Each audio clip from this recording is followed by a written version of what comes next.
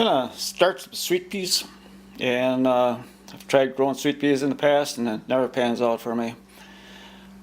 I'm gonna pre-soak these as per the instructions here. It says to pre-soak seed 24 hours in room temperature water prior to planting and to germination. And not only that, I'm gonna pre-soak those, and then once that's done, I'm gonna pre-germinate them, and I'm gonna use this right here. This is I start pea sprouts for salads and that same way. I'm going to do it in here, get them pre-sprouted, and then I'm going to plant them out. So I got an ounce of them here. I'm not going to plant the whole works. There'll be quite a few. Put some in the bottom of this cup here, and I think if I cover the bottom of that cup, that should be just about 100 seeds, maybe a little bit more. Put them in there, and put a little water in there. And it says room temperature. It's a little cool down here. I'm going to put them on top of the furnace and let them soak overnight. And sometime tomorrow we'll set them out in this pre-germination tray.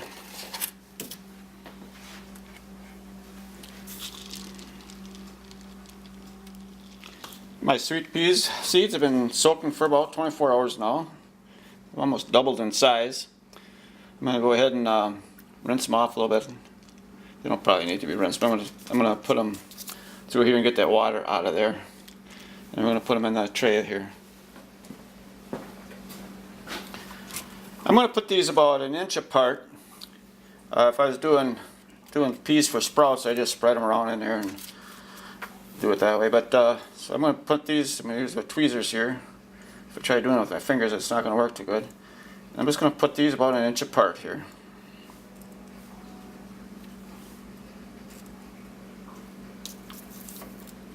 Okay, squeezed 100 of them on there. And the tendency here, notice I got different sizes in there, if you can see that. Now this is a mix, so going against what I feel like doing is just picking all the nice big looking healthy ones, putting them in there.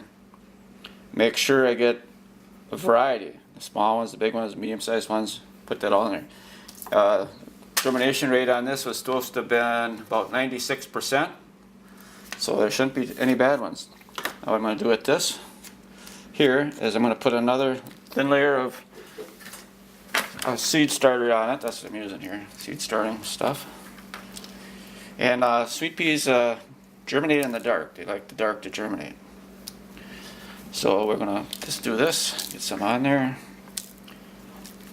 and I'll water this up later.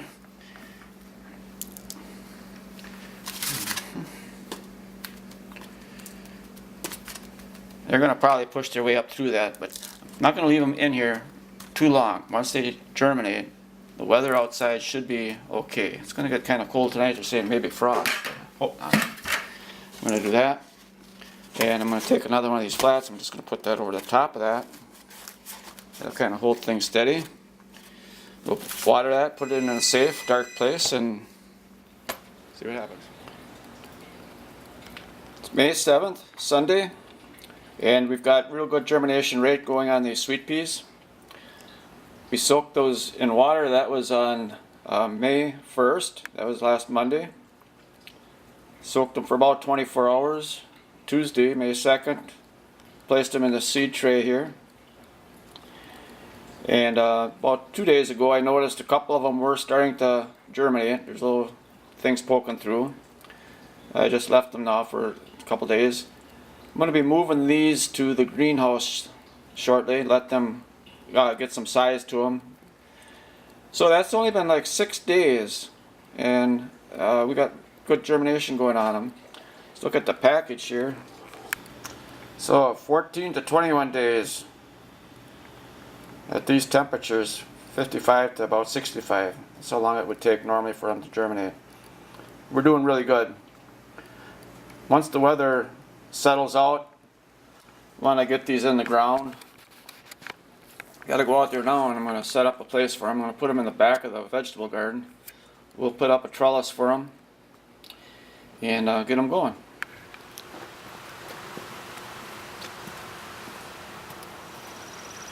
Sweet pea trellis. Pick one. Well, for my sweet peas, what I'm going to do is put them on a trellis. And this here is a extruded plastic trellising material. Bought this from American Nettings and Fabrics Incorporated. It's 6.5 feet tall, which I really like. A lot of these different trellising materials are only like 5 feet tall. It's 6.5 by 100 feet. 100 feet seemed like pretty reasonable when it came to cost. And this here particular batch cost me $34.99 for 100 feet. And shipping, which usually sucks, added $14.70 to it. So we'll open this up and look at it a little bit. And if you like stamps, you get a whole lot of stamps with that stuff.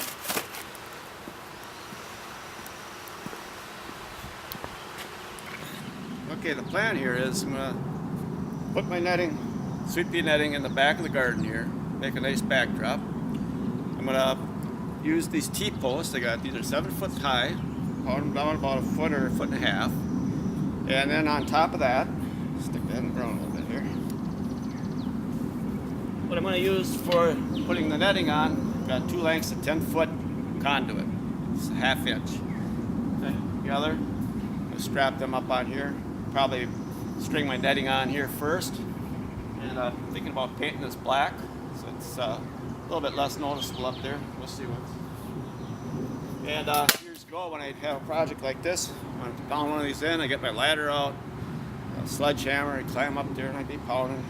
And I finally wised up, spent a little money.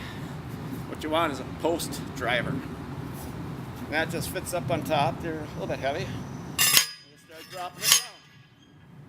And pound that post down to where you want it. And I like to use a little level here, make sure we got it fairly level. Doesn't have to be perfect, but at that level and hold it in place. And then continue to drive it.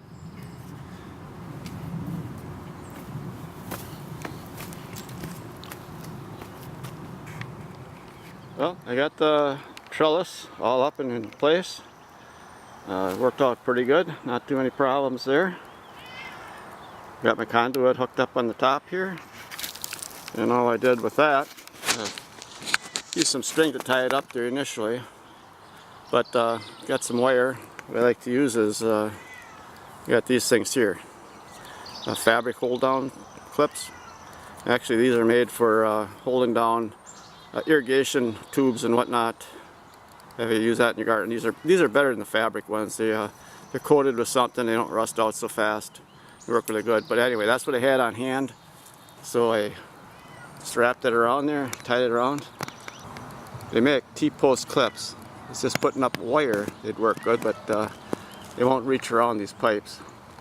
So that's it. The other thing, kind of forgot to mention earlier, these are 6-inch squares on here, 6 inches. Didn't need the full 6.5 feet, but better to have a little extra than not enough. Ended up with about an extra foot on the bottom. I'll just tuck that under. Now I'll just wait till the sweet peas get a little bigger and get them planted along here, and hopefully in a short time we'll have some beautiful flowers growing up here. Okay, sweet peas are about 5 inches tall now on the average.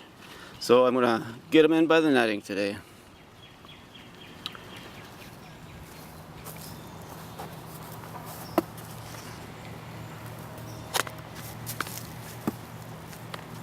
Okay, I'm setting my peas out. Got about a little better than half of it done. Putting them 6 inches apart, line up with these strings on this trellis. And see that white powder in there? I put some mycorrhizae in there, see if that helps them grow. I usually put that on roots, but this time I just put it in the soil. Planting them, try not to plant them too much deeper than what they were growing.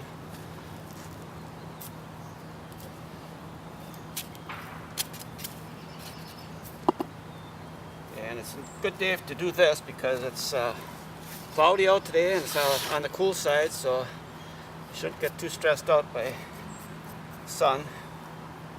Get these all in and give them a little water. In the back here I used some, these are feed bags from the chicken feed. There's 3 plies, and I take them and rip them apart, pull them apart, not rip them, pull them apart, different plies, and just double them up here to help keep the weeds out in the back. Put some leaf mulch over the top of it. Helps hold it down, makes it look a little bit better.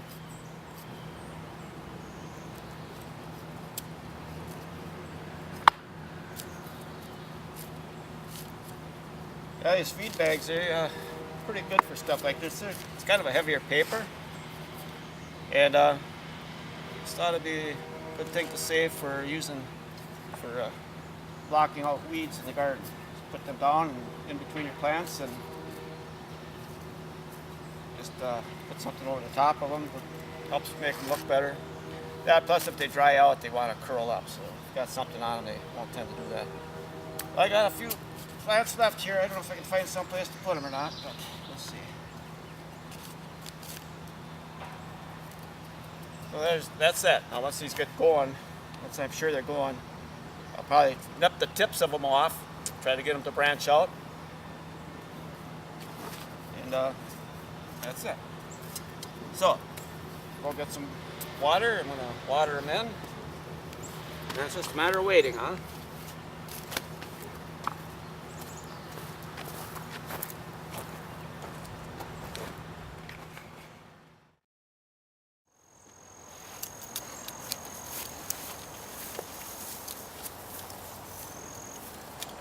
Okay, it's been 3 months, about 13 weeks since we started my sweet pea project here, and didn't turn out as well as I was hoping for. Normally videos like this you don't want to put online, but just to show you, for people out there that they do stuff and they just don't turn out, you're not alone. Tried videos before, started them, things don't turn out, don't put them online. You always want to show what you're doing really well, not what you're doing so bad. So we're going to look at the sweet peas, and we started these back in May and planted them out, and we're going to take a look and see what we ended up with here.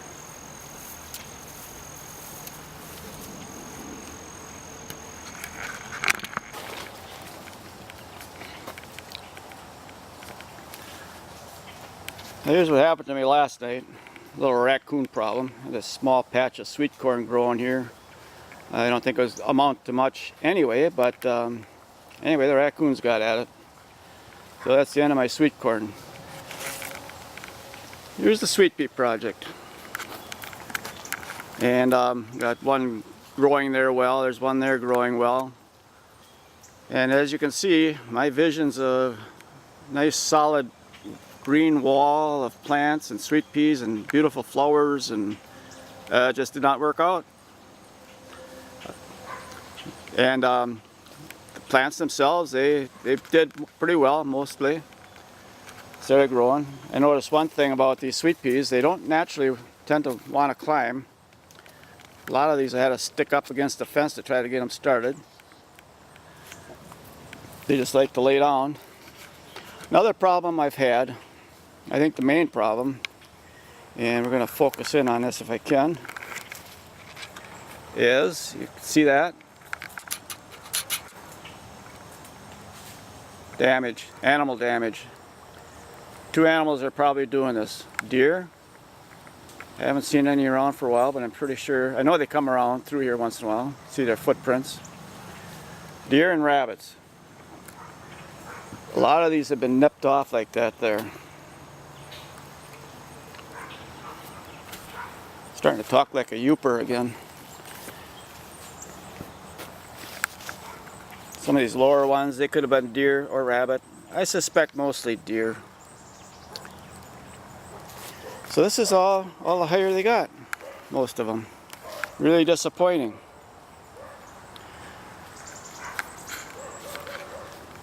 Almost makes you want to cry, you know. Put that work into it. I'm not going to cry, don't worry.